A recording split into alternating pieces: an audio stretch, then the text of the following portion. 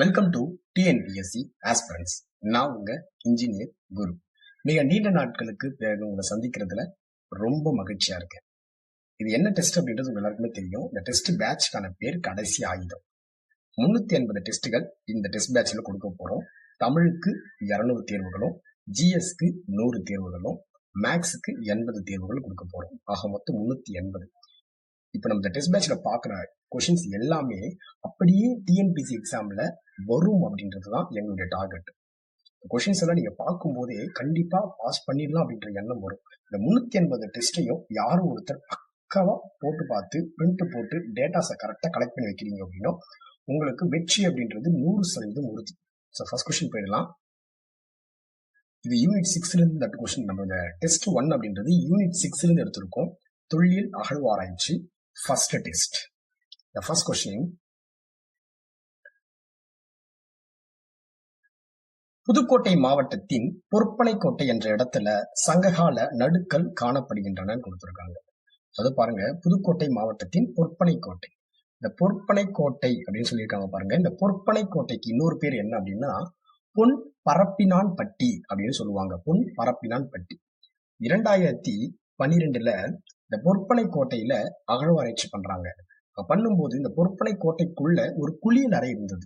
அந்த குளியல் அறையில முக்கோண வடிவத்துல ஒரு தமிழ் எழுத்துக்களால் பொறிக்கப்பட்ட ஒரு நடுக்கல் காணப்பட்டுச்சுமா. ஸோ கரெக்ட் தான். அரிக்கமேடு என்ற இடம் சங்ககால துறைமுகப்பட்டினம். எஸ், அது சங்க காலத்தை சார்ந்த ஒரு துறைமுகப்பட்டினம் தான். இந்திய கருவூல மற்றும் புதையல் சட்டம் நம்ம படிச்சிருப்போம். 9ஆம் புத்தகத்துல இருக்கு. 1878. ரோமானிய நாணயங்கள் தென்னிந்தியாவில் திருநெல்வேலி மண்டலத்துல செறிந்து காணப்பட்டதுன்னு சொல்றாங்க. திருநெல்வேலி மண்டலம் கிடையாது, அது கோவை மண்டலத்துல நமக்கு செறிந்து காணப்பட்டது. அப்ப இதுக்கு சரியான ஆன்சர் என்னன்னா Bombay is a right answer. Bombay is a right answer. Second question. இந்திய தொல்லியல் துறை இதுவரை கண்டுபிடித்த கல்வெட்டு சான்றுகள்ல எத்தனை சதவீதம் தமிழ்நாட்டில் இருந்து கண்டுபிடிக்கப்பட்டுள்ளதுன்னு கேக்குறாங்க. இது ஸ்கூல் புக் கொஸ்டின் தான். டைரக்டா நீ போட்டிருப்பீங்க. 60% வந்து பாத்தீங்கன்னா இந்தியாவில் இதுவரைக்கும் கண்டுபிடிக்கப்பட்ட கல்வெட்டுக்கள் தமிழ் மொழியில தான் இருந்திருக்கு. அதுவும் எஸ்பெஷலி தமிழ் எழுத்துக்கள் பொறிக்கப்பட்டு தமிழ்நாட்டில இருந்து கிடைக்கப்பட்டிருக்குன்னு சொல்றாங்க. 60% வந்து தமிழ்நாட்டில இருந்து கண்டுபிடிச்சிருக்காங்க. மூணாவது கொஸ்டின்.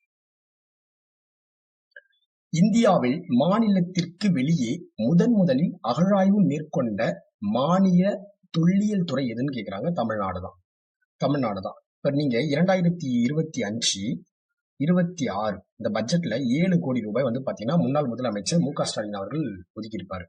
என்ன அப்படின்னா ஒரு வெளி மாநிலங்களுக்கு போயிட்டு தமிழர்களுடைய வேர்கள் இருக்கா அப்படின்னு கண்டுபிடிக்கணுன்றதுக்காக அறிவிச்சிருந்தாங்க. அது என்ன அப்படின்னா பாலூர்ல வந்து பாலூர் அப்படின்றது ஒடிஷால இருக்கு. அந்த இடத்துலயும் கர்நாடகாவில் இருக்கக்கூடிய மஸ்கி அப்படின்ற ஒரு இடத்துலயும், ஆந்திராவில் இருக்கக்கூடிய வெங்கி அப்படின்னு சொல்லக்கூடிய அந்த இடத்துக்கும், கேரளாவில் இருக்கக்கூடிய முசுரி என்று சொல்லக்கூடிய இடத்துக்கும் தமிழர்களுடைய வேர்களை தேடி நாங்க பயணம் கொள்ள போறோம் அப்படின்னு சொல்லி அறிவிச்சிருந்தாங்க. திரும்ப சொல்றேன், நோட் பண்ணிக்கணும். Palur Odisha, Maski Karnataka, Venky Andhra, Mussoorie Kerala. So, fourth question. இந்தியாவில் முதலில் சங்கு பதக்கம் கண்டுபிடிக்கப்பட்ட இடம் எதுன்னு கேட்கிறாங்க. சார் சங்கு பதக்கமா சார்? என்ன சார் சங்கு பதக்கம் சொல்றாங்க? எஸ், இப்ப நீங்க தங்க பதக்கம், வெள்ளி பதக்கம், பிரான்ஸ் வெண்கல பதக்கம் அப்படின்னு நம்ம நிறைய படிக்கிறோம். அது மாதிரி அப்போ வந்து பாத்தீங்கன்னா சங்கிலே வந்து பாத்தீங்கன்னா பதக்கம் போட்டிருக்காங்க. எங்க அப்படின்னா வெம்பக்கோட்டை. நாட் ஒன்லி வெம்பக்கோட்டையில சங்கு பதக்கம் மட்டும் கிடையாது, சுடுமண்ணால் செய்யப்பட்ட ஒரு தோசைக்கல் கூட கிடைச்சது. எழுதி வச்சுக்கோங்க. சுடுமண்ணால் செய்யப்பட்ட ஒரு தோசைக்கல் 1, சுடுமண்ணால் ஆன திமிழுடன் கூடிய காளை உருவம் 2, சுடுமண்ணால் ஆன திமிழுடன் கூடிய காளை உருவம் 2, மூணாவது சுடுமண்ணால் ஆன பெண் தலை உருவம், பெண்ணுடைய தலை உருவம் மட்டுமே, எல்லாமே சுடுமண் தான். ஓகேங்களா? நாலாவது சுடுமண்ணால் ஆன சிவப்பு நிற கூம்பு வடிவ குவளைன்னா நம்ம டம்ளர் தண்ணி குடிப்போம்ல, அந்த டம்ளர். இந்த விஷயங்கள் கிடைச்சிருக்கு. மொத்தம் 5 பாயிண்ட் நீங்க எழுதி வச்சுக்கீங்க. வெம்பக்கோட்டைக்கு சங்கு பதக்கம் முதல் எங்க கண்டுபிடிக்கப்பட்டுச்சுன்னா வெம்பக்கோட்டை தான். சுடுமண்ணால் ஆன தோசைக்கல் கிடைக்கப்பட்டது வெம்பக்கோட்டையில தான். சுடுமண்ணால் ஆன திமிழனு கூடிய காளை உருவம் கிடைச்சது வெம்பக்கோட்டையில தான். சுடுமண்ணால் ஆன பெண் தலை உருவம் கிடைச்சது வெம்பக்கோட்டையில தான். சுடுமண்ணால் ஆன சிவப்பு நிற கூம்பு வடிவ குவளை கிடைச்சதும் வெம்பக்கோட்டையில தான். வீடியோ ஃபாஸ்டா இருக்கிற மாதிரி தெரிஞ்சிச்சு அப்படின்னா நீங்க யூடியூப் செட்டிங்ஸ்ல போயிட்டு ஸ்லோ மோட்ல வச்சுக்கோங்க. இல்ல ரொம்ப ஸ்லோவா இருக்கிற மாதிரி தெரிஞ்சிச்சுன்னா நீங்க போய் ஃபாஸ்ட் மோட்ல செட் பண்ணிக்கோங்க. ஓகேங்களா? அடுத்த கொஸ்டின், 5வது கொஸ்டின். அகழ்வாராய்ச்சி இடம் மற்றும் அவை தரும் தகவலோடு சரியானவற்றை பொருத்துகின்றாங்க. அதாவது என்ன சொல்றாங்க அப்படின்னா, தஞ்சாவூர் அகழ்வாராய்ச்சி நமக்கு தெரியும் ரோமானிய மண்பாண்டங்கள். கீழையூர் அகழ்வாராய்ச்சி நமக்கு தெரியும் புத்த மத மையங்கள். புத்த மத மையங்கள். சோ அப்போ நம்ம பார்த்துருவோம், தஞ்சாவூர் அகழ்வாராய்ச்சி ரோமானிய மண்பாண்டங்கள், கீழையூர் அகழ்வாராய்ச்சி புத்த மத மையங்கள், திருக்கம்புலியூர் அகழ்வாராய்ச்சி காவிரியின் கலாச்சாரம் காணப்படுது, உறையூர் அகழ்வாராய்ச்சியில ரோமானியர்களுக்கும் தமிழர்களுக்கும் இடையே உள்ள வணிக தொடர்பு புலப்படுகிறது. இதுக்கான ஆன்சர் என்ன? ஏ. இது டிஎன்பிஎஸ்சி ப்ரீவியஸ் இயர் கொஸ்டின், ரொம்ப முக்கியமான கொஸ்டின் கூட. சோ 6வது கொஸ்டின். தமிழ்நாட்டில் எங்கு நீருக்கடியில் தொல்லியல் தளம் அருங்காட்சியகம் அமைக்கப்பட்டுள்ளதுன்றாங்க. இதுக்கான ஆன்சர் பூம்புகார். இப்படி ஹிஸ்டாரிக்கல் டேட்டாவை நீங்க எழுதிக்கிங்க. இந்த பூம்புகார் அப்படின்றது மயிலாடுதுறை மாவட்டத்துல இருக்கு. இப்ப நமக்கு 2025 2026 பட்ஜெட்ல என்ன சொல்லியிருந்தாங்க அப்படின்னா, முன்னாள் முதலமைச்சர் ஆழ்கடல் அகழ்வாராய்ச்சி நாங்க பண்ண போறோம், பூம்புகாரில் இருந்து நாகப்பட்டினம் வரைக்கும் பண்ண போறோம் அப்படின்னு சொல்லியிருந்தாங்க. இந்த பூம்புகார் அகழ்வாராய்ச்சியுடைய தலைவராக கே ராஜன் அவர்கள் நியமிக்கப்பட்டிருந்தார். அப்ப அங்க வந்து பூம்புகார்ல அகழ்வாராய்ச்சி பண்றாங்க. கிட்டத்தட்ட இதுதான் பூம்புகார், இதுதான் நாகப்பட்டினம். இதுக்கு இடையே கிட்டத்தட்ட 50 கிலோமீட்டர் நீளம் அகழ்வாராய்ச்சி பண்ணியிருக்காங்க இது வரைக்கும். அது பண்ண பொருட்களை மட்டும் கொண்டு நீருக்கடியில ஒரு பூம்புகார்ல ஒரு அருங்காட்சியகத்தை தொடங்கி இருக்காங்க. அப்போ 6வது ஆன்சர் பூம்புகார். இது ஒரு கரண்ட் அஃபேர் கொஸ்டினா நம்ம கன்சிடர் பண்றோம். 7வது கொஸ்டின். தொல்லியல் தளங்களில் உள்ள கல்வெட்டுக்கள் குறித்த தரவுகளை தொகுப்பதற்காக தமிழக அரசால் வெளியிடப்பட்ட இணையதளத்தின் பெயர் என்ன? அது இணையதளத்துக்கு என்ன பேர் அப்படின்றத கேக்குறாங்க. இந்த இணையதளத்துக்கு என்ன பேர் அப்படின்னா TNGRAFFITI. ரைட் ஆன்சர் நோட் பண்ணிக்கோங்க. சோ இது ரொம்ப முக்கியமான இணையதளம். இந்த இணையதளத்தை நான் கண்டிப்பா டிஎன்பிஎஸ்சி தேர்வுகளை எதிர்பார்க்கிறோமா. ஆதிச்சநல்லூர் அகழ்வாராய்ச்சி பத்தி கொடுத்திருக்காங்க. ஆதிச்சநல்லூர் அகழ்வாய்வு குறித்து கீழ்கண்ட கூற்றுகளை பரிசீலிக்க ஜெர்மனியை சார்ந்த இனவியலாளர், இவர் ஜெர்மனியை சார்ந்த ஒரு இனவியலாளர் ஆண்டர்ஸ் ஜோஹர், இவர் 1876 ஆதிச்சநல்லூர்ல அகழ்வாராய்ச்சி மேற்கொள்றார் அப்படின்றது கரெக்ட் தான். அவர் மண்பாண்டங்கள், இரும்பு கருவிகள், ஆயுதங்கள், எலும்புகள், மண்டையோடுகள் ஆகியவற்றை தன்னுடன் எடுத்து சென்றார்னு சொல்றாங்க. அவன் எடுத்துட்டு போயிட்டார். அது எடுத்துட்டு போய் எங்க வச்சிருப்பாரு அப்படின்னா பெர்லின் அருங்காட்சியகத்துல வச்சிருப்பாரு. ஜெர்மனில இருக்கக்கூடிய பெர்லின் அருங்காட்சியகத்துல. இங்கிருந்து மீண்டு கொண்டு வரணுன்றதுக்காக தமிழக அரசுகள் முயற்சிகள் என்ன பண்ணிட்டு இருக்காங்க, எடுத்துட்டு இருக்காங்க. அப்ப இந்த 3 ஸ்டேட் மட்டுமே நமக்கு என்னவா இருக்கு, சரியானதா தான் இருக்கு. இது 3மே நமக்கு சரியான விடையாதான் இருக்கு. அனைத்துமே சரின்றதை நம்ம எடுத்துக்கலாம். அடுத்து 9வது கொஸ்டின். தமிழ்நாடு தொல்லியல் துறை வெளியிட்ட பெரும்பாலை ஆய்வுகள் 2022 என்ற அறிக்கை யாரால் தயாரிக்கப்பட்டதுன்னு கொடுத்து வச்சிருக்காங்க. ஃபர்ஸ்ட் ஆஃப் ஆல் பெரும்பாலை அப்படின்ற இந்த ஊர் வந்து தர்மபுரி டிஸ்ட்ரிக்ட்ல இருக்கு. இந்த பெரும்பாலை ஆய்வுகள் 2022 என்ற அறிக்கையை யார் தயாரித்து வெளியிட்டிருக்காங்க அப்படின்னா எஸ் பரந்தாமன் மற்றும் ஆர் வெங்கடகுரு பிரசன்னா. எஸ் பரந்தாமன் மற்றும் R Venkataguru Prasanna. A is a right answer. இதெல்லாம் முக்கியமான கேள்விகள், எதிர்பார்க்கக்கூடிய கேள்விகளா இருக்குமா, நோட் பண்ணிக்கணும். சோ 10வது கொஸ்டின். கீழ்காணும் கூற்றுகளில் சரியானவற்றை தேர்ந்தெடுக்க பேராசிரியர் கே ராஜன் மற்றும் ஆர் சிவானந்தம் ஆகியோர் இரும்பின் தொன்மை தமிழ்நாட்டின் சமீபத்திய கதிரியக்க கால கணிப்புகள் என்ற நூலை எழுதியுள்ளனர். இது 100% இந்த விடை கரெக்ட் தான். அவங்க தான் என்ன பண்ணியிருந்தாங்க அப்படின்னா இரும்பின் தொன்மை அப்படின்ற ஒரு தலைப்புல ஒரு புத்தகத்தை எழுதியிருப்பாங்க கே ராஜன் மற்றும் ஆர் சிவானந்தம். அந்த ஆய்வின் மூலமாக நமக்கு என்ன தெரிய வருது அப்படின்னா தென்னிந்தியாவில் இரும்பு காலம் கிறிஸ்து பிறப்பதற்கு முன்பு கிமு 3345 தொடங்கியதை வெளிப்படுத்துதுன்னு சொல்றாங்க. அதாவது சுமார் 53,000, அதாவது 5300 ஆண்டுகளுக்கு முன்பு அப்படின்னு எடுத்துக்கலாம். ஓகேங்களா, 5300. சோ அதுக்கு முன்னாடி தொடங்கிடுச்சு அப்படின்றதுதான் அவங்களுடைய கருத்தா இருக்கு. அப்ப இந்த சரியான கூற்று எதுன்னு கேக்குறாங்க. இரண்டுமே சரிதாமா. C is a right answer. 11வது கேள்வி. பாண்டிய காவாடகா என்பது எதை குறிக்கிறது அப்படின்னா முத்து மற்றும் கடல் வளங்களை தான் குறிக்குது. பாண்டிய காவாடகா என்பது முத்து மற்றும் கடல் வளங்களை குறிக்கிறது. ஓகேங்களா. 12வது கேள்வி. சரியான கூற்று என்னன்னு கேக்குறாங்க. செங்கடல் கடற்கரையில் பெர்னிக்கி துறைமுகத்தின் வடக்கு பகுதியில் உள்ள குசேர் அல் காதீம் பகுதியில் தமிழ் பிராமி எழுத்துக்கள் கொண்ட சுடுமண் மண்பாண்ட துண்டுகள் கண்டறியப்பட்டன. ஆமாமா, செங்கடல் கடற்கரைக்கு வடக்கு பகுதியில இருக்கக்கூடிய ஒரு இடம் தான் என்னதுன்னா இந்த குசேர் அல் காதீம் என்ற இடம். இங்க தமிழ் பிராமி எழுத்துக்கள் பொறிக்கப்பட்ட மண்பாண்டுகள் கிடைச்சது அப்படின்றது 100% கரெக்ட் தான். இவற்றில பானை, ஓரி, கண்ணன், சாத்தன் போன்ற பெயர்கள் எழுதப்பட்டிருந்துச்சுன்னு சொல்றாங்க. கிடையாது. ஓகேங்களா, ஆதன் அப்படின்ற பெயர்கள் தான் எழுதப்பட்டிருக்கும். பெரும்பத்தன்கல் என்பது தாய்லாந்தின் குவான் லுக்பாட் பகுதியில் கண்டறியப்பட்டது அப்படின்னு சொல்றாங்க. பெரும்பத்தன்கல் அப்படின்றது தாய்லாந்துக்கு சம்பந்தம் கிடையாது. அப்ப இதுக்கு சரியான விடை என்ன அப்படின்னா ஒண்ணு மட்டும்தான்மா. ஒண்ணு மட்டும்தான் நமக்கு சரியான விடையா இருக்கு. ஆன்சர் வந்து இதுக்கு என்ன எடுத்துக்கலாம், ஏ மட்டும் சரி. 12வது கேள்விக்கு A is a right answer. So 13வது கேள்வி நம்ம பார்க்க போறோம். அடுத்து கீழ்காணும் கூற்றுகளை நீங்க ஆராயணும். சரியா அப்படின்னு கேட்கறாங்க. இதுல வந்து பாத்தீங்கன்னா ஸ்டேட்மெண்ட் 3 ஸ்டேட்மெண்ட் கொடுத்திருக்காங்க. இந்த 3த்துல எது சரியானதுன்னு கேட்கறாங்கம்மா. மானூர் கல்வெட்டு திருநெல்வேலிக்கு அருகில் உள்ளது. ஆமா, மானூர் கல்வெட்டு திருநெல்வேலிக்கு அருகில் தான் இருக்கு. கிபி 9ஆம் நூற்றாண்டை சார்ந்ததுன்றாங்க. ஆமா, கிபி 9ஆம் நூற்றாண்டுல காலகட்டத்தை சார்ந்ததா, இது கரெக்ட் தான். இது உத்திரமேரு கல்வெட்டு. உங்களுக்கு தெரியும், முதலாம் பராந்தக சோழன் இங்க காஞ்சிபுரத்துல இருந்திருக்கும் உத்திரமேரு கல்வெட்டு. அதற்கு பிறகு ஊராட்சி சபை தேர்தலை பற்றி தகவல்களை வழங்கக்கூடிய ஒரு கல்வெட்டுன்னு சொல்றாங்க. முதல்ல சொல்லக்கூடியது உத்திரமேரு கல்வெட்டு, இரண்டாவது சொல்லக்கூடியது மானூர் கல்வெட்டு. இதுல சரியானதுதான் நம்ம கேட்டிருக்காங்க. சரியான விடை நமக்கு என்னவா இருக்கும் பாருங்க. சரியான கீழ்காணும் கூற்றுகளில் எது எவை சரியானவை இப்படிதான் நம்ம கேட்டிருக்காங்க. அப்ப சரியானது என்ன அப்படின்னா நமக்கு அனைத்துமே சரிமா, அனைத்துமே நமக்கு சரியாக காணப்படுது. 13வது கொஸ்டின் ரொம்ப முக்கியமான கேள்வியும் கூட நீங்க பாத்துக்கணும். இதுல இருக்க எல்லா கொஸ்டின்ஸுமே நாங்க டிஎன்பிஎஸ்சி நோக்கத்துலதான் எடுத்திருக்கோம். எக்ஸ்பெக்ட் பண்றோம், அந்த கொஸ்டின்ஸ் எல்லாம் அப்படி வரும்னு எக்ஸ்பெக்ட் பண்றோம். கீழ்காணும் கூற்றுகளில் எது எவை சரியானவை. ஸ்டேட்மெண்ட் நம்பர் 1, புதுச்சேரிக்கு அருகில் உள்ள அரிக்கமேட்டில் மார்டின் வீலர் 1960களில் அகழாய்வு செய்தார்னு சொல்றாங்க. 60களில் அவர் செஞ்சிருக்க மாட்டாரு. அவர் எப்ப செஞ்சிருப்பார் அப்படின்னா 1945களில் தான் அவர் அகழ்வாராய்ச்சி பண்ணியிருப்பார். அரிக்கமேடு ஆரம்பத்தில் மீன்பிடி கிராமமாக தான் இருந்துச்சுன்னு சொல்றாங்க. ஆமா, பின்னாடிதான் சோழர் காலத்துல அந்த துறைமுகம் மாறி இருக்கும். கரெக்ட் தான். அங்கு கிடைத்த மைய துளைகளுடன் கூடிய உருள் மணிகள் வணிக செயல்பாடுகளுக்கான ஆதாரமாக இருக்குன்னு சொல்றாங்க. ஆமா, இந்த அது இப்படி இருக்கும், ரவுண்டா இருக்கும்.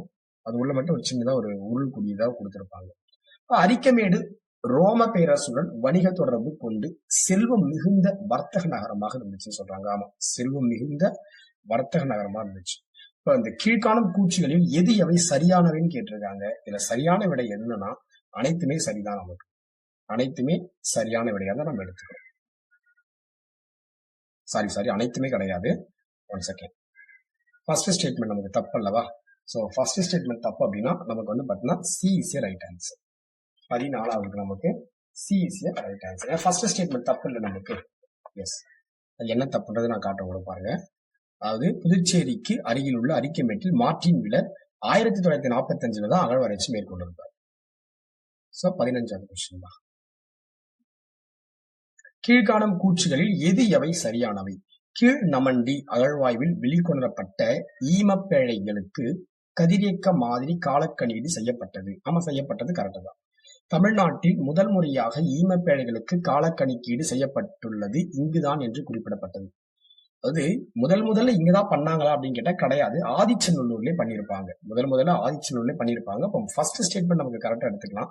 பட் இந்த செகண்ட் ஸ்டேட்மெண்ட் நம்ம கரெக்டா எடுத்துக்க முடியாது. ஏன்னா ஈமப்பேழைகள் அப்படின்றது இறந்தவர்களை புதைக்கக்கூடிய ஒரு வகையான பானை அல்லது ஒரு பெட்டகம் எடுத்துக்கலாம். இது கீழ் நமக்கு ஆதிச்சநல்லூர்ல நமக்கு கிடைச்சது. அங்கேயும் என்ன பண்ணிருப்பாங்க, காலக்கணக்கீடு பண்ணிருப்பாங்க.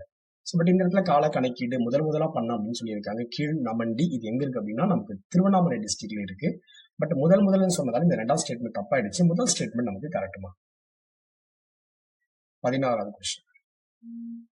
16வது கொஸ்டின் அவங்க என்ன சொல்ல வராங்க. சென்னைக்கு அருகில் உள்ள பல்லாவரத்தில் கண்டெடுக்கப்பட்ட கைக்கோடாரிகள் சென்னை கற்கருவி தொழிலகம் என்று அழைக்கப்படுகிறதுன்னு சொல்றாங்க. சென்னை கற்கருவி தொழிலகம், இது கரெக்ட் தான். காரணம், இப்படிப்பட்ட கருவிகள் இந்தியாவில் முதலாக பல்லாவரத்தில் கண்டுபிடிக்கப்பட்டன. அதை ஏன் சென்னை கற்கருவி தொழிலகம் அப்படின்னு சொல்றாங்கன்றதுக்கு காரணமாக இப்படிப்பட்ட கருவிகள் இந்தியாவில் முதலாக பல்லாவரத்தில் கண்டுபிடிக்கப்பட்டது அப்படின்றதுக்கு விளக்கம் சரியாக இல்லை. கூற்று காரணம் கரெக்ட் தான். பட் கூற்று கேட்ட காரணம் இங்க இல்லாதால ஆன்சர் வந்து நம்ம என்ன எடுத்துக்கலாம், பாம்பேவை எடுத்துக்கலாம். விளக்கல நமக்கு பொதுவா இது. பட் ரெண்டுமே கரெக்டான ஆன்சர் தான். பட் நமக்கு விளக்கல அப்படின்றதுதான் நீங்க சரியான இடத்துல இருக்கு. அடுத்தது நமக்கு 17வது கொஸ்டின் பாருங்க. கரையோர முன்கள ஆய்வு பொறுத்தவரை கொற்கையில் உள்ள பண்டைய கட்டமைப்புகளை அடையாளம் காண எந்த அறிவியல் கருவி பயன்படுத்தப்பட்டுச்சு? கொற்கையில பண்டைய கட்டமைப்புகளை, அதாவது இன்ஃப்ராஸ்ட்ரக்சர்ஸ் அடையாளம் காண எந்த அறிவியல் முறை கொண்ட கருவிகள் வந்து பயன்படுத்தப்பட்டிருக்குன்னு கேக்குறாங்க. ஸோ மாடல் காங்ஸ்பெர்க் EM712 மற்றும் சப்ஸ்பாட்டம் ப்ரோஃபைலர் அப்படின்னு சொல்லக்கூடிய இந்த மாடல் தான். இந்த கொஸ்டினை எதிர்பார்க்கிறேன். ஏன்னா நியூஸ்லயே 2-3 டைம் இந்த கரண்ட் அஃபேர் வந்துட்டே இருந்துச்சு. ஸோ ரொம்ப எதிர்பார்க்கலாம். இந்த கொஸ்டின் நெசசரியான ஒரு கேள்வியா எடுத்துக்கலாம். 18வது கொஸ்டின் கீழடி தொடர்பான ஒரு கேள்வி. கீழடி அகழ்வாராய்ச்சி 10வது கட்டத்தை பத்தி கொடுத்திருக்காங்க. இது 50க்கு மேற்பட்ட பழங்கால பொருட்களையும் 100க்கு மேற்பட்ட குறியீடுகள் பொறிக்கப்பட்ட பானை ஓடுகளையும் வழங்கியது. கரெக்ட் தான். சிவப்பு பூசப்பட்ட மண்கலங்களின் மீன் உருவங்கள் பொறிக்கப்பட்ட 2 பானை ஓடுகள் காணப்பட்டதுன்னு சொல்றாங்க. 2 கிடைச்சது. ஆமா. ஒன்றோடு ஒன்று இணைக்கப்பட்ட 6 கோடுகள் கொண்ட ஒரு தனித்துவமான டெரகோட்டா குழாயும் கண்டுபிடிக்கப்பட்ட. டெரகோட்டானா சுடுமண்ணால் செய்யப்பட்டதுதான் டெரகோட்டான்னு சொல்லுவாங்க. அந்த குழாய் கிடைக்கப்பட்டுச்சு. கண்டுபிடிக்கப்பட்ட டெரகோட்டா குழாயின் மொத்த நீளம் 174 சென்டிமீட்டர். இந்த ஸ்டேட்மெண்ட் எல்லாமே கரெக்ட். இந்த 10வது கட்டம் கீழடியில 11வது கட்டமே நடந்துட்டு இருக்கு. பட் 10வது கட்ட அகழ்வாராய்வு வரைக்கும் தான் நமக்கு ரொம்ப டேட்டாஸ் தெளிவா இருக்கு. ஸோ அதை நம்ம எடுத்துக்கணும். ஸோ இதுக்கு ஆன்சர் என்னன்னா கீழடி. இதுக்கான ஆன்சர் வந்து நமக்கு அனைத்துமே சரிமா. இந்த 4 ஸ்டேட்மெண்ட்டுமே நமக்கு கரெக்டா இருக்கு. கீழடிக்கு இந்த 4 ஸ்டேட்மெண்ட்டுமே நமக்கு கரெக்டா இருக்கு. ஸோ கரெக்டா தான். இங்க பாருங்க 174 ரைட் ஆன்சர். இங்க பாருங்க அதுவும் 6 பிரிவுகள் கொண்ட ஒரு தனித்துவமான டெரகோட்டா அமைப்பு நமக்கு கிடைச்சிருக்கு. இதுல முக்கியத்துவமான கேள்விகளை நம்ம பார்க்கிறோம். இந்த கேள்விகள் எல்லாம் TNPSC தேர்வுல 100% அப்படியே இடம்பெற வாய்ப்பு இருக்கு. 100% அப்படியே இடம்பெற வாய்ப்பு இருக்கு. நீங்க அலட்சியமா நினைக்க வேண்டாம். இது ரொம்ப ரொம்ப பெரிய தாக்கத்தை ஏற்படுத்தும் தேர்வுல. ஸோ 500க்கும் மேற்பட்ட பழங்கால பொருட்கள், 100க்கு மேற்பட்ட குறியீடுகள், சிம்பிள்ஸ் கிடைச்சிருக்கு. சிவப்பு பூசப்பட்ட மண்கலங்களில் மீன் உருவங்கள் பொறிக்கப்பட்ட 2 பானை ஓடுகள். ரெட் கலர்ல பானை, அதாவது சிவப்பு பூசிருக்கா ஒரு 2 பானை இருக்கு. அதுல மீன் உருவங்கள் பொறிக்கப்பட்டிருக்கு. அப்போ ஒன்றோடு ஒன்று இணைக்கப்பட்ட 6 பிரிவுகளை கொண்ட ஒரு தனித்துவமான டெரகோட்டா குழாய்கள் கண்டுபிடிக்கப்பட்டது. கண்டுபிடிக்கப்பட்ட டெரகோட்டா குழாயோட மொத்த நீளம் 174 சென்டிமீட்டர் அப்படின்னு சொல்லி கீழடியுடைய 10ஆம் கட்ட அகழ்வாராய்ச்சியில தொடர்பான கேள்விகள் கேட்கப்பட்டிருக்கு. ரொம்ப முக்கியத்துவமானது. 19வது கொஸ்டின் என்ன சொல்றாங்க பாருங்க. கூற்று சிவகலை அகழ்வாராய்ச்சி பெறப்பட்ட AMS வயது கணிப்பு ஆனது கிமு 33-45 ஆண்டை சார்ந்தது. கரெக்ட் தான். இது இந்திய உலோகவியலில் ஒரு மைல்கல், ஒரு ஸ்டோன். அது இப்ப காரணம் 5300 ஆண்டுகளுக்கு முன்பே இரும்பு தொழில்நுட்பத்தை பற்றி தமிழ் மக்கள் அறிந்திருந்தனர் என்பதை இது நிரூபிக்கிறது அப்படின்னு சொல்றாங்க. எஸ், கண்டிப்பா இது நிரூபிக்கிறது. இதுக்கான ஆன்சர் என்ன அப்படின்னா 2மே சரியானதுதான். விளக்குதும் கூட. நமக்கு 2மே சரி. இது விளக்கவும் நமக்கு செய்யுதுமா. ஆமா, ஆப்ஷன் பாத்துக்க. 20வது கொஸ்டின் பாருங்க. 20வது கொஸ்டின் நமக்கு ஒரு பொறுத்துரை கொடுத்திருக்காங்க. ஆற்காடு என்ன வரும் நமக்கு? ஆற்காடுனால ராணிப்பேட்டை. திருக்கோவிலூர் அருங்காட்சியகம் கொடுத்திருக்காங்க. சேரருக்கு நம்ம கரூர் எடுத்துக்கலாம். ராஜராஜன் அருங்காட்சியகம் தஞ்சாவூர் எடுத்துக்கலாம். திருக்கோவிலூர் அருங்காட்சியகம் கள்ளக்குறிச்சின்னு எடுத்துக்கலாம். ஸோ அப்ப இதுக்கான ஆன்சர் என்ன சார் அப்படின்னா பாத்துடலாம். ஆற்காடுக்கு ராணிப்பேட்டை, திருக்கோவிலுக்கு கள்ளக்குறிச்சி, சேரர்களோட அருங்காட்சியகம் வந்து பாத்தீங்கன்னா கரூர், ராஜராஜன் அருங்காட்சியகம் வந்து தஞ்சாவூர். லாஸ்ட்டுக்கு 2 ஆப்ஷன் இருக்கு. ஸோ ஆற்காடுக்கு ஃபர்ஸ்ட், ராணிப்பேட்டை 2 4 இருக்கு. 4 ஏசி ரைட் ஆன்சர்மா. AC right answer. அடுத்த கொஸ்டின் போயிடலாம். 21வது கேள்வி.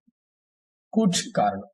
கீழடி திறந்தவெளி அருங்காட்சியகம் சர்வதேச தரத்தின்படி வடிவமைக்கப்பட்டிருக்கு. அதாவது இன்டர்நேஷனல் லெவல்ல கீழடியோடைய open museum, Keezhadi open museum international குவாலிட்டியில உருவாக்கி இருக்காங்கன்னு சொல்றாங்க. காரணம் சீனாவுடைய டெரகோட்டா வாரியர் அருங்காட்சியகம் மற்றும் ஜப்பானின் நாரா திறந்தவெளி அருங்காட்சியகம் போன்ற உலக புகழ்பெற்ற அருங்காட்சியகங்களுக்கு இணையாக இது திகழ்கிறது, இணையாக திகழும் அப்படின்னு சொல்றாங்க. அதாவது சிம்பிளா உங்களுக்கு சொல்லணும் அப்படின்னா என்ன சொல்ல வராங்க அப்படின்னா, இந்த சீனால கொண்டு வந்திருக்காங்க பாத்தீங்களா, சீனா கான்செப்ட்ல கொண்டு வந்திருக்காங்க. இந்த சீனாவிலையும் இந்த ஜப்பான்லயும் சரி, not only China Japan, America கூட நம்ம எடுத்துக்கலாம்.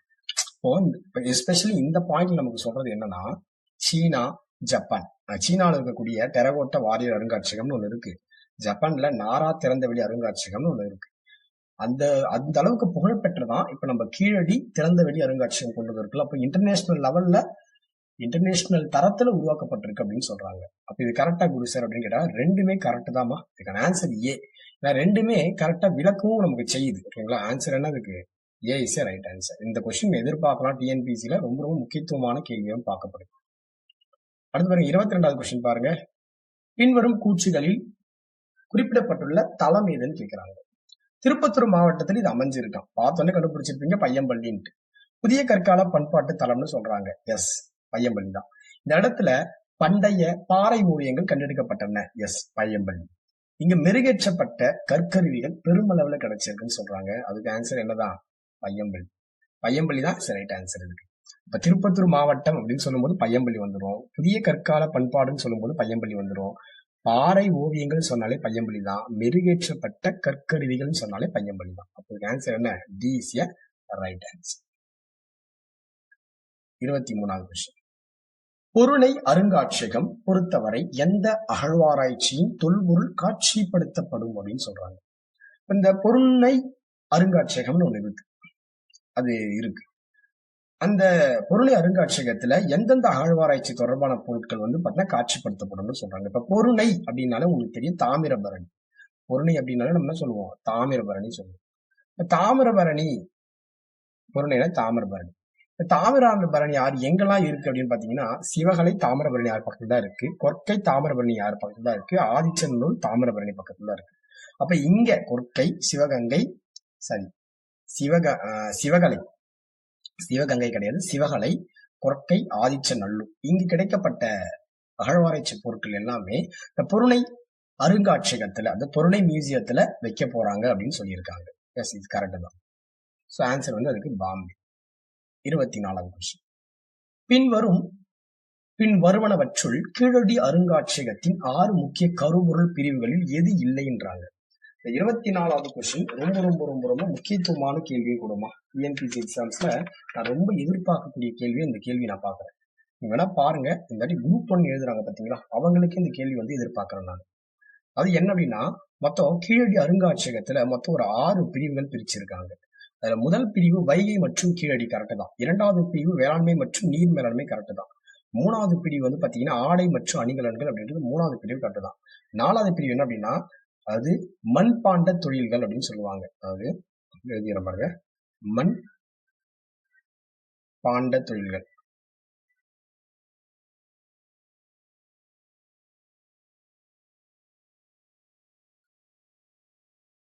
மண்பாண்ட தொழில்கள்.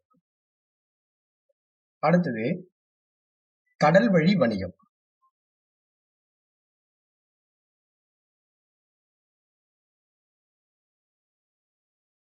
அடுத்தது வாழ்வியல்.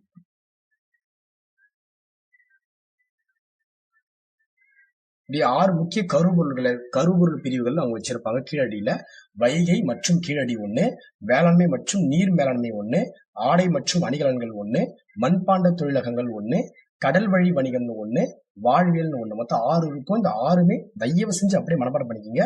ரொம்ப ரொம்ப முக்கியமானது. இதுக்கு பொருந்தாதது எதுவும் கேட்கிறாங்க. அப்ப C is a right answer. ஜவுளி மற்றும் சாயமிடும் தொழிலகம் அப்படின்றது பொருந்தாதுமா. 25வது கொஸ்டின். வெம்பக்கோட்டை தொடர்பா ஒரு கேள்வி கேட்டிருக்காங்க. வெம்பக்கோட்டை அகழ்வாராய்ச்சி பற்றி பின்வரும் கூற்றுகளை கருத்தில் கொள்க. இது வைப்பாற்றின் வடக்கு கரையில் அமைஞ்சிருக்கா? ஆமா, வைப்பாற்றின் வடக்கு கரையில தான் அமைஞ்சிருக்கு. கடந்த 2 கட்டங்களில் 7800க்கு மேற்பட்ட தொல்பொருட்கள் அந்த இடத்தில் மீட்டெடுக்கப்பட்டன சொல்றாங்க. அது மீட்கப்பட்டன. இதுவும் கரெக்ட் தான். தற்போது இது 2024ஆம் ஆண்டு நிலவரப்படி அது 3வது கட்ட பருவ அகழ்வாராய்ச்சியில உள்ளது. ஆமா, இப்ப பிரசண்டா நடந்துட்டு இருக்கு. இது டெரகோட்டா சிலைகள் மற்றும் கண்ணாடி மணிகள் போன்ற கண்டுபிடிப்புகளுக்கு பெயர் பெற்றதுன்னு சொல்றாங்க. டெரகோட்டா அப்படின்னாவே சுடுமண் சிலைகள் மற்றும் கண்ணாடி மணிகள், இது கண்டுபிடிப்புக்கு பெயர் பெற்றதுன்னு சொல்றாங்க. இது 25வதுக்கு எல்லாமே கரெக்டுமா, எல்லாமே correct. Delhi is a right answer. அனைத்துமே சரி is a right answer. Delhi தான் இதுக்கு கரெக்டான ஆன்சர் கூட. 26வது கொஸ்டின். 26வது கொஸ்டின் என்ன சொல்றாங்க பாருங்க. தமிழ்நாடு தொல்லியல் துறை மற்றும் அருங்காட்சியகம் நிறுவனம் பல்வேறு கல்வி பின்னணிகளை கொண்டவர்களுக்கு சிறப்பு முதுநிலை பட்டங்களை வழங்குகிறது. அப்படியா கேட்டா அப்படிதான். தமிழ்நாடு தொல்லியல் துறை மற்றும் அருங்காட்சியகம் நிறுவனம் பல்வேறு கல்வி பின்னணிகளை கொண்டவர்களுக்கு சிறப்பு முதுநிலை பட்டங்களை வழங்குகிறது. காரணம், இது தொல்லியல் துறையில் 2 வருட முதுகலை பட்டயம் மற்றும் கல்வெட்டியல் முதுநிலை பட்டயத்தில் மாதந்தோறும் ரூபாய் 1000 உதவித்தொகை வழங்கப்படுகிறது. அது வழங்குகிறது அப்படின்னு சொல்லியிருக்காங்க. இது விளக்கமானு கேட்டா விளக்கம். 2 ஸ்டேட்மெண்ட்டும் கரெக்டா தான், படிக்கும் போது கரெக்டா தான். பட் விளக்குதா சார் கேட்டா இது விளக்கலமா. 26வதுக்கு ஆன்சர் வந்து பாம்பே எடுத்துக்கலாம். ஏன்னா நமக்கு எக்ஸாக்டா சொல்லும் போது விளக்க மாட்டுக்கு. இந்த ஸ்டேட்மெண்ட் வந்து விளக்கல, கரெக்ட் தான், பட் நமக்கு விளக்கல. 27வது கொஸ்டின் பாருங்க. கீழ்நமண்டி அகழ்வாராய்ச்சி தொடர்பான பின்வரும் கூற்றுகளை கருத்தில் கொள்க. இந்த திருவண்ணாமலை மாவட்டத்துல வந்தவாசி தாலுகாவில் அமைஞ்சிருக்குன்னு சொல்றாங்க, கரெக்ட் தான். 21 சார்கோபேக்ஸ் கண்டுபிடிக்கப்பட்டுள்ளன. சார்கோபேக்ஸ் அப்படின்றது ஒண்ணும் கிடையாது, அது வந்து ஈமத்தாழிகள் சொல்லலாம். மேல பார்த்தல ஈமத்தாழிகள், அதுதான். அதாவது அது ஒரு தாழி மாரி, ஓகேங்களா. ஈமப்பேழைகள் கூட எடுத்துக்கலாம். ஈமப்பேழைகள்னு சொல்றது மிக்ஸ்டா இருக்கும். அவற்றில் 6 முழுசா இருந்திருக்கு, உடையாம இருந்திருக்கு. முதுமக்கள் தாழின்னு படிக்கிறோம்ல, அதே மாரிதான் இருக்கும் இதுவும். ஆனா இதை வந்து கொஞ்சம் சின்னதா இருக்கும், குட்டியா இருக்கும். இப்ப சார்கோபேக்ஸ் கண்டுபிடிக்கப்பட்டன. அவற்றில் 6 முழுமையாக இருந்துச்சுன்னு சொல்றாங்க.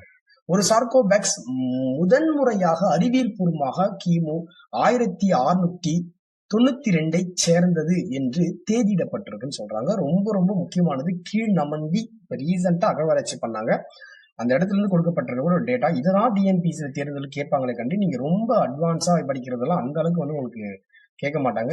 இப்ப கரண்ட்ல என்ன அகழ்வாராய்ச்சி போயிட்டு இருக்கு அதை சேர்ந்துதான் உங்களுக்கு கொஸ்டின்ஸ் கேட்பாங்க. அப்ப இது எல்லாமே கரெக்டா கொடுத்தாங்க கேட்டி, எல்லாமே கரெக்டுமா. திருவண்ணாமலை மாவட்டத்துல வந்தவாசி தாலுக்கால் அமைஞ்சிருக்கு. திருவண்ணாமலை மாவட்டத்துல இருக்கு. அங்க 21 சார்கோபேக்ஸ் கண்டுபிடிக்கப்பட்டன. சார்கோபேக்ஸ் அப்படின்றது ஈமப்பேழைகள். அதுல 6 முழுசா இருந்திருக்கு. எஸ், கரெக்டா தான்.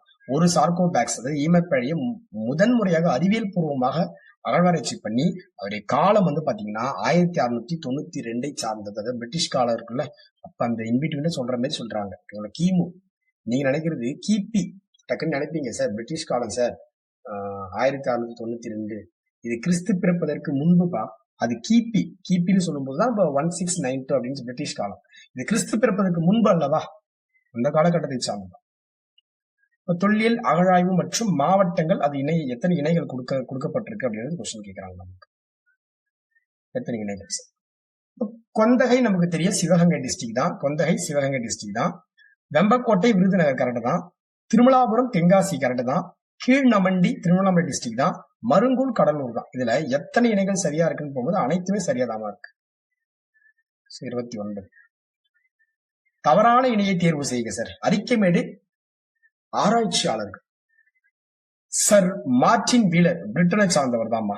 சர் மார்டின் வீலர் பிரிட்டனை சார்ந்தவர் தான், இது கரெக்ட் தான். ஜே.எம். காசல் பிரான்ஸை சார்ந்தவர், கரெக்ட் தான். ஏ கோஷ் ஜெர்மன் கிடையாது, அவர் ஒரு இந்தியன், அவர் இந்தியாவை சார்ந்தவர். கிருஷ்ணதேவான்றது இந்தியாவை சார்ந்தவர் தான். கிருஷ்ணதேவா அப்படின்றவரும் இந்தியாவை சார்ந்தவர் தான். தவறானது சி இஸ் எ ராங் ஆன்சர்மா. 30வது கொஸ்டின் பாருங்க. கீழ்காணும் கூற்றுகளில் எது எவை சரியானவை? பொருந்தல் அகழ்வாய்வில் கிடைத்த கருவியே இந்தியாவின் முதலில் கண்டெடுக்கப்பட்ட கல்லாயுதம்.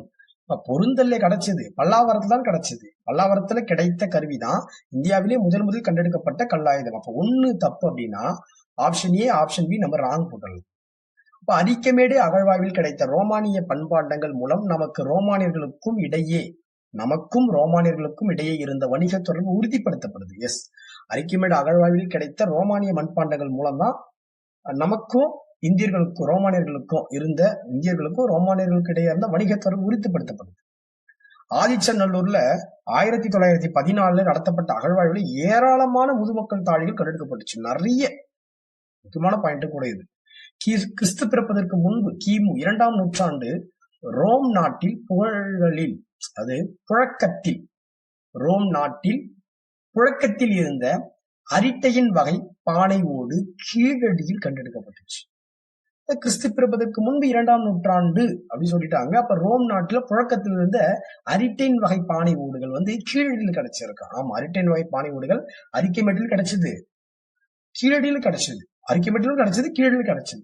அப்ப இல்ல சரியானது என்ன சார் அப்படின்னா, சரியானது 1 தப்பு இல்ல, 2, 3, 4 கரெக்ட். அப்ப ஆன்சர் வந்து இதுக்கு டெல்லிமா. ஆன்சர் வந்து டெல்லி. 31வது கொஸ்டின். 31 பாருங்க, பொறுத்து சொல்றாங்க. செம்மணி கற்கள் பதித்த வெண்கல புலி கொடுமண்ணுல கிடைச்சது. நெல் பதித்த அடையாளமிடப்பட்ட அச்சு எங்க இருந்தது நமக்கு? கீழடியில கூட கிடைச்சிருக்கும். கீழடியில நமக்கு கிடைச்சது. நெல் பதித்து அடையாளமிடப்பட்ட அச்சு கீழடி. ஒரே மரத்திலான படையின் பகுதி பட்டணம். தங்கத்திலான தொங்கல் அணிகலன் வந்து நமக்கு பொருந்தல்மா. தங்கத்திலான தொங்கல் அணிகலன் வந்து நமக்கு பொருந்தல். ஆன்சர் பாத்துருமா? பொறுத்துக. அதாவது செம்மணி கற்கள் பதித்த வெண்கல புலி எங்க இருந்துச்சு நமக்கு? எங்க கிடைச்சது நமக்கு? செம்மணி கற்கள் பதித்த வெண்கல புலி கொடுமணல கிடைச்சது. நெல் பதித்து அடையாளமிடப்பட்ட அச்சு கீழடியில கிடைச்சது. ஒரே மரத்திலான படையின் பகுதி பட்டணத்துல கிடைச்சது. நமக்கு கிடைச்சது. தங்கத்திலான தொங்கல் அணிகலம் நமக்கு பொருந்தல்ல கிடைச்சது. ஆன்சர் நமக்கு இதுக்கு ஏமா. ஏஸ் ஏ ரைட் ஆன்சர். 32வது கொஸ்டின். கீழ்காணும் கூற்றுகளில் எது எவை சரியானவை? அரிக்கமேடு அகழ்வாராய்ச்சி பகுதிகளில் சர் மார்டின் வீலர் அறிவியல் ரீதியான மற்றும் மண் அடுக்கு ஆய்வு முறைகளை பயன்படுத்தினார். அவர் அறிவியல் ரீதியாகவும் மண் அடுக்கு முறைகளை பயன்படுத்தி இருக்காராம். அரிக்கமேட்ல அகழ்வாராய்ச்சி பண்ணாருல்ல மார்டின் வீலர் 1945 அகழ்வாராய்ச்சி பண்ணியிருப்பாரு. அந்த அகழ்வாராய்ச்சி அவர் எப்படி பண்ணார் அப்படின்னா சயின்டிபிக்கல் மெத்தட்ல பண்ணியிருக்காரு. அறிவியல் ரீதியான மற்றும் மண் அடுக்கு ஆய்வு முறையை பயன்படுத்தி இருக்காருன்னு சொல்ல கரெக்ட் தான். 2வது பாயிண்ட், இது தமிழ்நாட்டிற்கும் ரோமாபுரிக்கும் இடையிலான உறவையும் கடல் சார்ந்த வணிகத்திற்கு விரிவாக்கத்தையும் வளத்தையும் விளக்குகிறது. ஆமா, 2 பாயிண்ட்டுமே கரெக்ட் தான். ஏன்னா அரிக்கமேடு அகழ்வாராய்ச்சி ரோமுக்கும் இந்தியர்களுக்கும் இருந்த அந்த தொடர்பையும் சொல்லுது, தமிழ்நாட்டுக்கும் ரோமாபுரிக்கு இருந்த தொடர்பையும் சொல்லுது. இப்ப 3வது பாயிண்ட், ரோமானிய மண்பாண்டங்கள் மற்றும் தங்க நாணயங்கள் அரிக்கமேடு அகழ்வாராய்ச்சியில் கண்டெடுக்கப்பட்டன அப்படின்னு சொல்றாங்க. ரோமானிய மண்பாண்டங்கள் மற்றும் தங்க நாணயங்கள் அரிக்கமேடு அகழ்வாராய்ச்சியில கிடைச்சதுன்னு சொல்றாங்க. ஆமா, தங்க நாணயங்கள் கூட கிடைச்சது. இந்த அரிக்கமேடு வந்து பாத்தீங்கன்னா காவிரி பூம்பட்டினம், அழகன் குளம் மற்றும் முசிறி ஆகியவற்றுடன் நெருங்கிய தொடர்பு கொண்டிருந்துச்சு.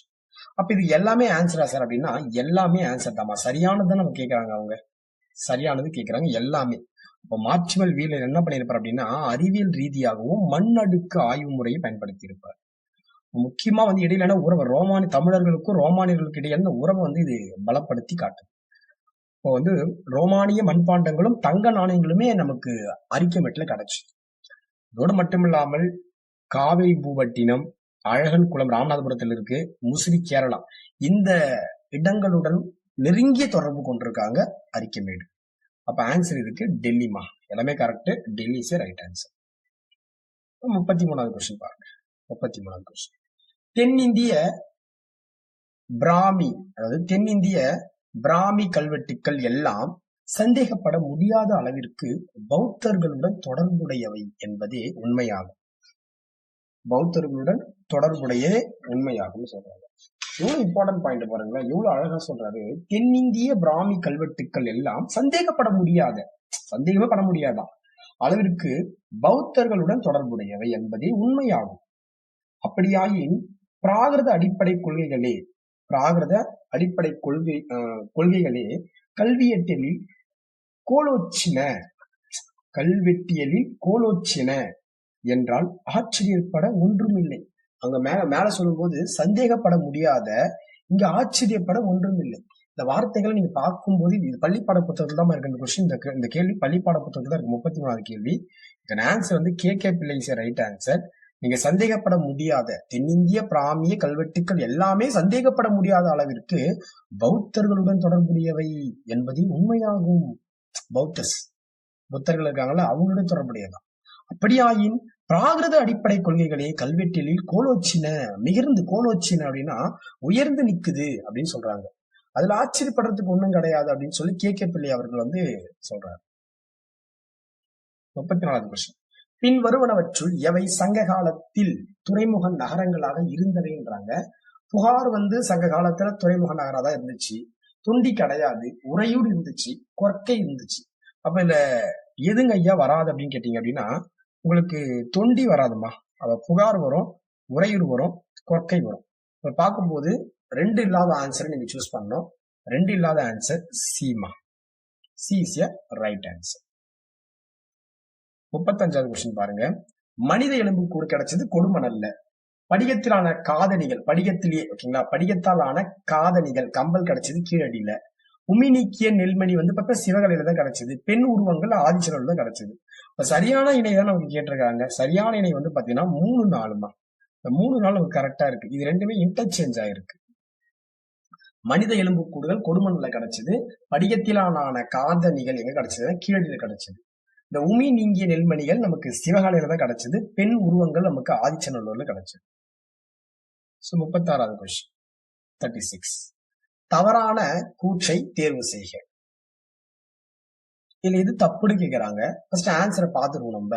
C is right answer. Answer என்ன இதுக்கு? C is right answer. ஏன் சார் இந்த கொஸ்டின் ரொம்ப முக்கியம் சொல்றோம்? ரொம்ப முக்கியமான கொஸ்டின் தான். கீழ்ப்பழங்கற்கால சான்றுகள் தமிழ்நாட்டின் தெற்கு பகுதியிலும் வடக்கு இலங்கையிலும் கிடைக்கவில்லைன்னு சொல்றாங்க. கிடைக்கவில்லை, கரெக்ட் தான். கீழ்ப்பழங்கால சான்றுகள் தமிழ்நாட்டுடைய சவுத் ரீஜன்ல கிடைக்கல. அது வடக்கு இலங்கையிலும் கிடைக்கவில்லை. ஓகேங்களா, தெற்கு பகுதியிலும் வடக்கு இலங்கையிலும் கிடைக்கவில்லை. பாயிண்ட் நம்பர் 2 பி, தமிழ்நாட்டில் மேல் பழங்கற்கால சான்றுகள் கிடைக்கவில்லைன்னு சொல்றாங்க. ஆமா, அதிகமா கிடைக்கல. சி, இடைக்கற்கால மக்களுக்கு உலோகம் பற்றி தெரியவில்லைன்னு சொல்றாங்க. கிடையாது, தெரிஞ்சுட்டு இருந்தாங்க. உலோகம்னா என்னன்னு அவங்களுக்கு தெரியும், உலோகத்தை பயன்படுத்தி இருக்காங்க. டெல்லி பாருங்க, தமிழகம் முழுவதும் பெருங்கற்கால ஈம சின்னங்கள் காணப்படவில்லைன்னு சொல்றாங்க. தமிழகம் முழுவதுமே பாத்தீங்கன்னா பெருங்கற்கால ஈமை சின்னங்கள் நமக்கு காணப்படலன்னு சொல்றாங்க. காணப்பட்டிருக்குமா? ஓகேங்களா, நமக்கு காணப்பட்டு இருக்கு. அப்போ ஆன்சர் பார்க்கும்போது 36க்கு C is a right answer. 37 பாருங்க. பண்டைய தமிழ்நாட்டில் வணிகர்களின் தொல்லியல் சான்றுகள் குறித்து பின்வரும் கூற்றுகளை கருத்தில் கொள்க. 1. ரோமானிய ஆம்போரா மற்றும் கண்ணாடி பொருட்கள் முக்கிய ஆரம்பகால வரலாற்று துறைமுகங்களில் கண்டுபிடிக்கப்பட்டன. 2. கோயம்புத்தூர் பகுதியில் பல புதையல்களில் ரோமானிய தங்கம் மற்றும் வெள்ளி நாணயங்கள் கண்டுபிடிக்கப்பட்டன. 3. வெளிநாட்டு வணிகர்கள் பூம்புகாரில் காலவரையின்றி தங்கினர் சொல்றாங்க. ஃபர்ஸ்ட் ஸ்டேட்மெண்ட், ரோமானிய அம்போரா மற்றும் கண்ணாடி பொருட்கள், அம்போரா ஜாடின்னு சொல்லுவாங்க. அது கூர்மையா இருக்கும், கீழே குத்தி வைப்பாங்க, கீழே குத்தி வைக்கிற மாதிரி இருக்கும் கூர்மையா அம்போரா ஜாடி. சோ அம்போரா ஜாடி மற்றும் கண்ணாடி பொருட்கள் முக்கிய ஆரம்பகால வரலாற்று துறைமுகங்களில் கண்டுபிடிக்கப்பட்டன. கரெக்டா தான். கோயம்புத்தூர் பகுதிகளில் பல புதையல்கள்ல ரோமானியர்களுடைய தங்கம் மற்றும் வெள்ளி நாணயங்கள் கண்டுபிடிக்கப்பட்டுச்சு. கரெக்டா தான். வெளிநாட்டு வணிகர்கள் பூம்புகாரில் காலவரையின்றி தங்கியிருந்தாங்க. வெளிநாட்டு வணிகர்கள் காவிரி பூம்பட்டினம் என்று சொல்லக்கூடிய பூம்புகார்ல நீண்ட நாட்களாக இன்ஃபினிட்டி காலவரையின்றி தங்கி இருக்காங்க அப்படின்னு சொல்றாங்க. இது 3 ஸ்டேட்மெண்ட்டுமே நமக்கு கரெக்டா இருக்குமா? 3 ஸ்டேட்மெண்ட்டுமே நமக்கு கரெக்டா இருக்கு. ஆன்சர் என்ன? டெல்லி. 38 பாருங்க. தென்னிந்தியாவில் பெருங்கற்காலமானது பெரியக்கல் நினைவு சின்னங்கள் கட்டப்பட்டதன் மூலம் வகைப்படுத்தப்படுகின்றன. அப்ப தென்னிந்தியாவில பெருங்கற்காலமானது பெரியக்கல் நினைவு சின்னங்கள் கட்டப்பட்டதன் மூலமாக தான் வகைப்படுத்தப்பட்டது. காரணம், இந்த நினைவு சின்னங்கள் இறந்தவர்களுக்கான புதைக்குழிகளாகவும் நினைவிடங்களாகவும் செயல்பட்டன. இது மேம்பட்ட சமூக அமைப்பை குறிக்கிறது. ஆமா, நினைவு சின்னங்கள் புதைச்சு மட்டும் விட்டுடுவாங்க, அப்புறம் நினைவு சின்னங்கள் ஒரு கல்லு வைக்கிறாங்க, அது நினைவிடமாகவும் கட்சியில பண்றாங்க. அப்படி மேம்பட்ட சமூகத்திற்கு ஒரு அடித்தளமா எடுத்துக்கலாம். இப்ப விளக்குதா குரு சார் கேட்டீங்கன்னா 38க்கு கூற்று கரெக்ட் தான், காரணமும் கரெக்ட் தான். பட் விளக்குதான்னு கேட்டா 100% விளக்கமா. பாருங்க, 4 ஆப்ஷன் இருக்கு. இந்த பிடிஎஃப்ல நீங்க பாத்தீங்கன்னா உங்களுக்கு தெரியும் இந்த கொஸ்டின் பேட்டர்ன் எப்படி அமைஞ்சிருக்கும் அப்படின்னா 100 கேள்விகள் இருக்கும், சரி 50 கேள்விகள் இருக்கும். அது எல்லாமே உங்களுக்கு டிஎன்பிஎஸ்சி தரத்துல வச்சிருப்போம். நான் உங்களுக்கு ஜூம்ல வச்சிருக்கேன். உங்களுக்கு கொஸ்டின் நீங்க பிரிண்ட் போட்டீங்க அப்படின்னா அவ்வளவு நீட்டா பர்ஃபெக்டா டிஎன்பிஎஸ்சி டெஸ்ட் போட்ட அந்த லுக் உங்களுக்கு கரெக்டா வரும் கொஸ்டின் பாத்தீங்கன்னா. சோ இதுக்கு ஆன்சர் என்ன குரு சார் அப்படின்னா ரெண்டுமேமா விளக்கு தான் right answer. A is right answer, விளக்கு. அடுத்த கொஸ்டின் பாருங்க. இந்தியாவில் உள்ள தொல்லியல் பொருட்களை பாதுகாப்பதற்கான இந்திய அரசால் வகுக்கப்பட்ட சட்டங்களும் பொருந்தாதது இது. இந்திய புதையல் சட்டம் நமக்கு தெரியும் 1878. தொல்லியல் துறை மற்றும் அருங்காட்சியக சட்டம் 1914 கிடையாது. இதுதான் answer. Bombay is right answer. தவறானது. பழமை வாய்ந்த நினைவு சின்னங்கள் தொல்லியல் ஆய்வுகளம் மற்றும் எஞ்சிய பொருட்கள் சட்டம் 1958 கரெக்ட் தான். பழங்கால பொருட்கள் சட்டம் மற்றும் கலை கருவூல சட்டம்ன்றது 1972 தாமா. ஓகேங்களா? இந்த டெஸ்ட் நான் உங்களுக்கு ஆன்சர் சொல்லிடுவேன். இப்ப வந்து நீங்க பாருங்க, டெஸ்ட் பார்த்து முடிச்சிட்ட பிறகு ஸோ பிடிஎஃப் எப்படி வாங்குறதுன்னு நான் சொல்றேன். அதை வாங்கிடுங்க. பிடிஎஃப் வாங்கிட்டு நீங்க என்ன பண்ணுங்க, பிரிண்ட் போட்டுட்டு திரும்ப நான் சொல்ற பாயிண்ட்ஸ் எல்லாம் நீங்க நோட் பண்ணுங்க. நீங்களே கூட நான் சொன்ன பாயிண்ட்ஸ் அப்படி ஆன்சரை ட்ரை பண்ணி பாருங்க. டெஸ்ட் போட முடியாது கூட போட்டு பாருங்க. ரொம்ப முக்கியமானதும் கூட. ஓகேங்களா? இப்ப இதுக்கு தவறானது எதுன்னு கேட்டிருக்காங்க. தவறானது பாம்பேமா. 40வது கொஸ்டின். தவறான இணையை தேர்க. துலுக்கர்பட்டி மற்றும் உக்கிரன் கோட்டை ரெண்டுமே திருநெல்வேலி தான்மா. தலச்சங்காடு, தரங்கம்பாடி, நாகப்பட்டினம் தான். இது இப்போ தவறானது வந்து சிடி தான். நமக்கு கன்ஃபார்ம் ஆகி போச்சு. இதுல நமக்கு சிடி தான் நமக்கு ராங், நமக்கு தெரிஞ்சு போச்சு. இதுல பட்டறை பெரம்புத்தூர் வந்து நமக்கு எங்க இருக்கு அப்படின்னா திருநெல்வேலி டிஸ்ட்ரிக்ட்ல வருது. பட்டறை பெரம்புத்தூர் வந்து நமக்கு திருநெல்வேலி டிஸ்ட்ரிக்ட்ல வரும். பரிகுளம் வந்து நமக்கு எங்க வரும் அப்படின்னா திருவள்ளூர் டிஸ்ட்ரிக்ட்ல வரும். இந்த மயிலாடுபாறை மற்றும் சென்னனூர் ரெண்டுமே கிருஷ்ணகிரி டிஸ்ட்ரிக்ட்ல வரும். அப்ப தவறானது கேட்கறாங்க. சியும் டியும். ஆன்சர் வந்து சி. சிடிசிய ரைட் ஆன்சர். 41. வைகை நதிக்கரையில் சங்ககால நகர நாகரிகம் காணப்பட்டது. வைகை நதிக்கரையில் சங்ககால நகர நாகரிகம் காணப்பட்டது. எஸ்மா, வைகை நதிக்கரையில தான் சங்ககால நகர நாகரிகம் காணப்பட்டது. இது கரெக்ட் தான். கீழடி கட்டுமான தொழில்நுட்பம், நெசவு தொழில், அணிகலன் மற்றும் மணிகள் உற்பத்தி போன்றவற்றில் சிறந்து விளங்கியதற்கான சான்றுகள் கிடைச்சிருக்கு. கீழடி வந்து பார்த்தீங்கன்னா இன்ஃப்ராஸ்ட்ரக்சர் டெக்னாலஜிலும் சரி, நெசவு தொழிலும் சரி, அணிகலன்கள் மற்றும் மணிகள் உற்பத்தி போன்றவற்றிலும் சிறந்து விளங்கியதற்கான சான்றுகள் நமக்கு என்ன பண்ணிருக்கு, கிடைச்சிருக்கு. அப்ப விளக்குதா குரு சார்ன்னு கேட்டீங்கன்னா 41க்கு நமக்கு கூற்றும் காரணமும் சரியாக விளக்குகிறது. 42. இந்தியாவில் முதன் முறையாக ஆன்சைட் மியூசியம் எந்த அகழ்வாய்வு தளத்தில் அமைக்கப்பட்டுள்ளது கேட்கிறாங்க. ஆன்சைட் அப்படின்னா முதல்ல அமைச்சது வந்து பாத்தீங்கன்னா ஆதிச்சநல்லூர்ல தான். ஆதிச்சநல்லூர்ல தான் முதல்ல என்ன பண்ணிருப்பாங்க, ஆன்சைட்லயே, அதாவது அகழ்வாய்ச்சி பண்ண இடத்திலே ஒரு மியூசியத்தை போட்டிருப்பாங்க. கீழடியில போட்டது ஓப்பன் மியூசியம், இது ஆன்சைட் மியூசியம். 43. பின்வரும் கூற்றுகளில் குறிப்பிடப்பட்டுள்ள தளங்கள் எது? அதாவது மஸ்லின் துணிக்கு சாயம் போடுவதற்காக, அதாவது மஸ்லின் துணிக்கு சாயம் போடுவதற்கான சான்றுகள் கிடைச்சிருக்கான். இப்ப இந்தியாவில் அரிட்டைன் மண்கலங்கள் முதலாக கண்டெடுக்கப்பட்டது. அரிட்டைன் மண்கலங்கள் இது கீழில் கிடைச்சிருக்கும். பட் அரிட்டைன் வந்தாலும் நீங்க கண்ண மூடிட்டு எடுத்துடலாம் அரிக்கமேடு அப்படின்ட்டு. ரோமானிய பேரரசன் அகஸ்டஸ் சீசரின் தலை பொறிக்கப்பட்ட மணிக்கல் மற்றும் நாணயம் கிடைச்சிருக்கு. நோட் பண்ணி பாருங்க. அகஸ்டஸ் சீசர் இருக்காருல்ல, அகஸ்டஸ் சீசர், அது ரோமானிய பேரரசர் அகஸ்டஸ் சீசர். அவர் ரெண்டுமே ஒரே பேர் தான்பா. அவர் பேர் அகஸ்டஸ் சீசர். அகஸ்டஸ் சீசருடைய தலை பொறிக்கப்பட்ட மணிக்கல் வந்து நமக்கு எங்க கிடைச்சிருக்கான், அரிக்கமேட்ல கிடைச்சிருக்கு. இதுக்கு ஆன்சர் என்ன, அரிக்கமேடு. 44. மக்களின் பெயர்கள் தமிழ் பிராமி எழுத்துக்களால் பொறிக்கப்பட்ட சுடுமண் பொறிப்புக்கள் கண்டெடுக்கப்பட்ட இடங்கள் யாவைன்னு கேட்டிருக்காங்க. மக்களின் பெயர்கள் தமிழ் பிராமி எழுத்துக்களால் பொறிக்கப்பட்ட சுடுமண் பொறிப்புக்கள் கண்டெடுக்கப்பட்ட இடங்கள் யாவைன்னு கேட்டிருக்காங்க. அழகன் குளம், கீழடி, அரிக்கமேடு, கொடுமணல், கோரோரி, பெர்னிக்கே இல்ல ஷாதுகை மற்றும் மாண்டஸ்டியஸ் மட்டும் வராதுமா. அதாவது 4வது இருக்கக்கூடிய ரெண்டுமே வராது. ஃபர்ஸ்ட் 3 எல்லாமே வந்து பாத்தீங்கன்னா அங்க தமிழர்களுடைய பெயர்கள் வந்து பொறிக்கப்பட்டிருக்கும்.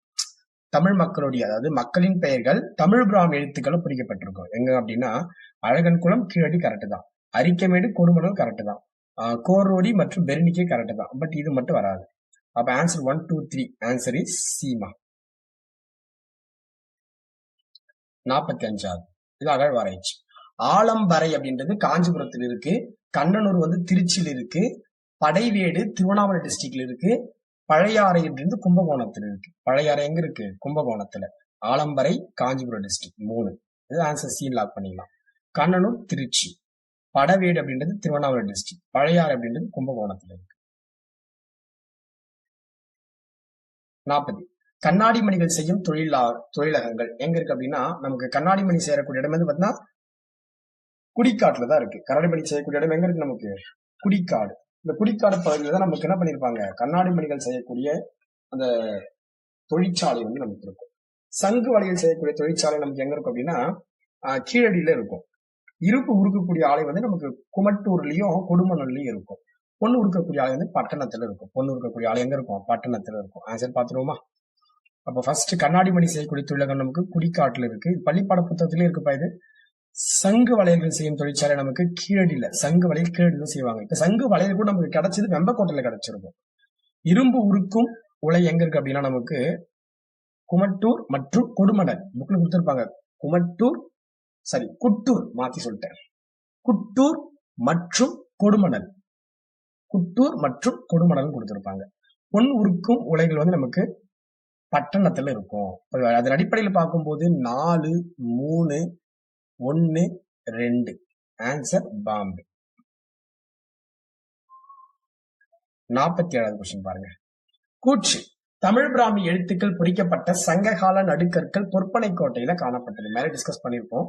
பட் இது ஒரு டிஎன்பிஎஸ்சி கொஸ்டினா இது இருந்துச்சு, அப்படியே கொண்டு வந்துட்டோம். ஓகேங்களா? ப்ரீவியஸ் இயர் கொஸ்டின்ஸ் ஒரு 4-5 உள்ள கொண்டு வந்திருக்கோம்.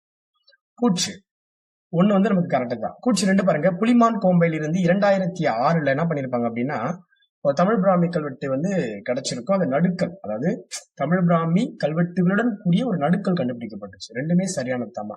C is right answer. ரெண்டுமே சரி. இது பள்ளி பாட புத்தகத்துல இருக்கு இந்த கொஸ்டின் வேற. சோ 48 பிறகு தொன்மையான துறைமுகங்களும் அவற்றை அமைஞ்சிருக்கக்கூடிய இடங்கள் வச்சு கொடுத்திருக்காங்க. இப்ப பாரிகாசா அப்படின்றது மகாராஷ்டிரால இருக்கக்கூடிய ஒண்ணுமா. பாரிகாசா அப்படின்றது மகாராஷ்டிரால இருக்கக்கூடிய ஒரு இடம். பாரிகாசா அப்படின்றது மகாராஷ்டிரால இருக்கக்கூடிய ஒரு இடமா நம்ம பார்த்துட்டு. அப்ப கோத்தப்பட்டினம் அப்படின்றது நம்ம ஆந்திராவில் இருக்கக்கூடிய ஒரு இடம் தான் கோத்தப்பட்டினம். தாமிரலிப்தி அப்படின்றது மேற்கு வங்காளத்தில் இருக்கக்கூடிய இடம். கலிங்கப்பட்டினம் இப்ப ஒடிசாக்கு கலிங்க நாடுன்னு ஒரு பேரே இருக்கு. ஒடிசாக்கு கலிங்க நாடுன்னு சொல்லுவாங்க. இப்ப கலிங்கப்பட்டினம் அப்படின்னா ஒடிசான்னு கூட நம்ம எடுத்துக்கலாம். சோ ஆன்சர் பார்ப்போம். பாரிகாசா அப்படின்றது நமக்கு மகாராஷ்டிரா எப்படி நம்ம வச்சுக்கலாம். பாரிகாசா சா முடியுதா, மகாராஷ்டிரா முடியுதா, ஓகே. கோத்தப்பட்டினம் அப்படின்றது ஆந்திரால எடுத்துக்கலாம். தாமிரலிப்தி அப்படின்றது நமக்கு புத்தர்களே வரும். பட் கலிங்கம்னாலே ஒடிசா தானே, அப்ப வச்சு எடுத்துக்கலாம். அப்ப லாஸ்ட்டுக்கு 1, ஃபர்ஸ்ட்டுக்கு 3, ஃபர்ஸ்ட்டுக்கு 3, லாஸ்ட்டுக்கு 1, இப்ப இது வந்து 4, 3, 4 ஆன்சர் வந்து சி மாதிரி இருக்கு. ஆன்சர் வந்து நமக்கு சி எடுத்துக்கலாம். 49 கொஸ்டின் பாருங்க. ஓவாமலை அப்படின்னாவே நமக்கு தெரியும் மதுரை பொறுத்து சொல்றாங்க. ஓவாமலை வந்து நமக்கு மதுரை. குறும்பன்மேடு தஞ்சாவூர்.